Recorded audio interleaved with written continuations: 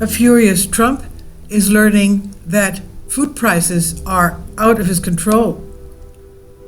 Last week, new data dropped showing that inflation has hit a 7-month high, driven in no small part by rising food, gas, and housing costs.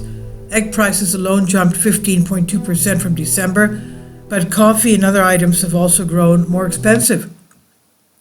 As numerous prices were quick to point out, this is not a great look for President Donald Trump, who campaigned on the promise of lowering costs for consumers on day one, and who has also promised lower interest rates, which the Fed is unlikely to deliver unless inflation is under control.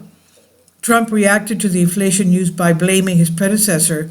Biden inflation up, he posted on Truth Social. At least one survey already suggests consumers are not buying this line.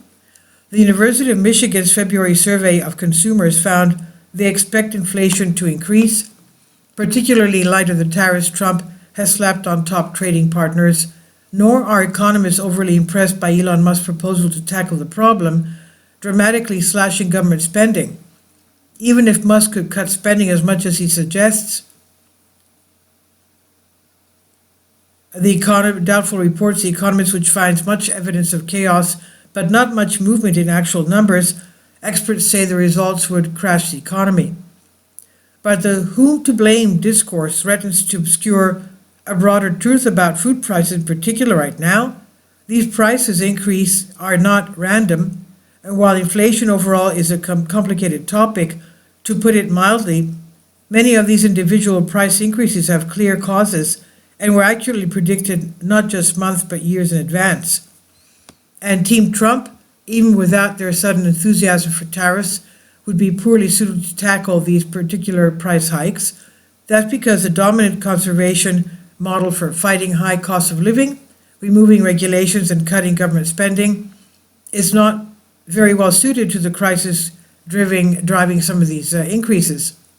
As Jan Duketz wrote in the New Republic last month, egg price increases are being driven partly by the H5N1 avian flu outbreak, of course, which is being exacerbated by long-standing under-regulation of animal agriculture. Virtually all of the 100 or so billion eggs produced annually in the United States come from factory farms, and cramming so many virtually genetically identical birds of the same breed into such tight quarters makes factory farms hotbeds of disease, Jan wrote. For decades, public health experts have feared that the next big pandemic would originate in poultry, reducing the risk of zoonotic outbreaks in the food system, mostly by reducing land clearing for crops and moving away from the factory farming of animals, is a lesson we should have learned from previous avian flu outbreaks and from the 2009 swine flu outbreak.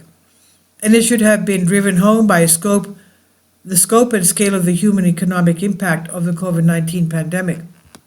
Paradoxically, he continued, the historic cheapness of eggs has fed a national egg-eating habit that now gives egg prices disproportionate sway over our overall experience of inflation. Cheap eggs might just be a bad long-term goal to aim for, Jan says, and whether or not you agree with that conclusion, cheap eggs seem like a difficult outcome for the Trump team to deliver merely by slashing spending and regulations. Of course, they could simply stop doing anything about the avian flu, no more testing, and thus no more culling of diseased chicken flocks or federal compensation for those culls. This let the world burn strategy is not impossible to imagine of Trump, but it's hard to see how this would accomplish the putative goal, given that sick birds typically stop laying eggs. The Trump administration's economic approach also seems suboptimally calibrated for dealing with the kind of price volatility we're starting to see with the coffee.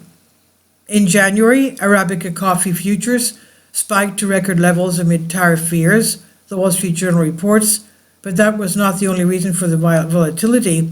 Several severe drought in Brazil and wild swings in precipitation in Vietnam, the world's two top coffee production countries, had already lowered coffee yields.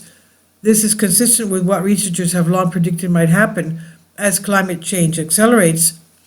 In fact, last March, Researchers with the European Central Bank calculated that weather and climate shocks alone may drive food price increases 1.5 to 1.8% per year within a decade, and increases of 2.42 or to 4.3 percentage points a year by 2060.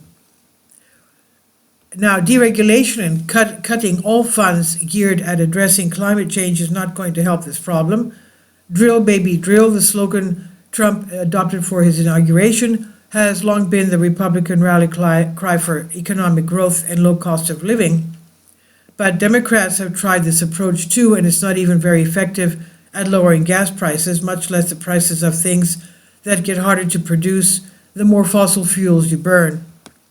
There are, of course, efforts to diversify coffee strains and make the global coffee market more resilient to climate shocks. One of the bodies funding those efforts was the U.S. Agency for International Development, which the Trump administration is now dismantling.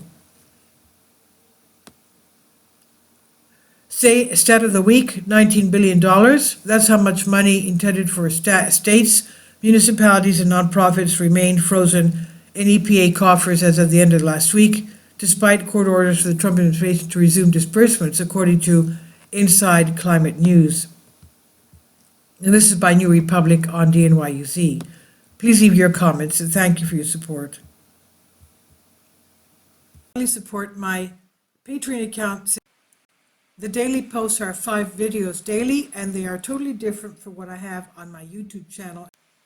Thank you so much for your support, and that you find all my content so interesting. You'll find the Patreon account details in the description box below.